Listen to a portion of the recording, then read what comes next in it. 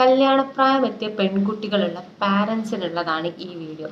എൻ്റെ കുട്ടിക്ക് 20 വയസ്സൊക്കെ ആയി. ഇനി കല്യാണമൊക്കെ നോക്കുന്ന ഈ പ്രായത്തിൽ അവരെ കൊണ്ട് പെട്ടെന്ന് തന്നെ കല്യാണത്തിന് സമ്മതിപ്പിക്കാൻ വേണ്ടിയിട്ട് നമ്മൾ പറയുന്ന കുറച്ച് ഡയലോഗ്സ് ഉണ്ട്.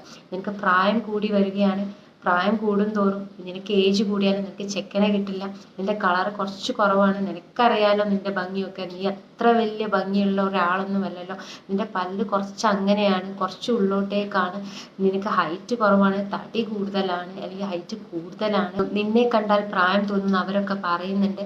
ഇങ്ങനെ നമ്മുടെ വകയുള്ള ഒരുപാട് കാര്യങ്ങൾ നമ്മൾ അവരോട് പറയും.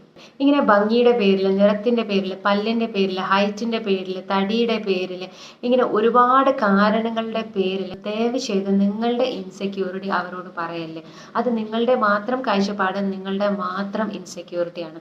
നിങ്ങൾ അവരോട് പറയുമ്പോൾ അവരിൽ ഉണ്ടാക്കുന്ന ആ ഒരു മനോവിഷമം, മനോവേദന വളരെ വലുതാണ്. അത് ദയവ് ചെയ്ത് നിങ്ങൾ കാണാതെ പോകരുത്. ഇത് അവരുടെ self confidence, self worth, self എസ്റ്റീമിനെ എല്ലാം നശിപ്പിക്കുകയാണ്.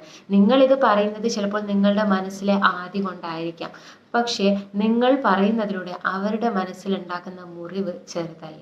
അവർ മാർക്കറ്റിൽ വിൽക്കാൻ വെച്ച സാധനങ്ങളല്ല, മനുഷ്യരാണ്, ദൈവം പടച്ചത്. അവരുടെ സൃഷ്ടിപ്പിലെ നിങ്ങൾ കാണുന്ന പോരായ്മകൾ എടുത്തു പറഞ്ഞ് അവരെ ഇകഴ്ത്തുമ്പോൾ നിങ്ങൾ ഇകഴ്ത്തുന്നത് ആ പടച്ചവനെ തന്നെയാണ്.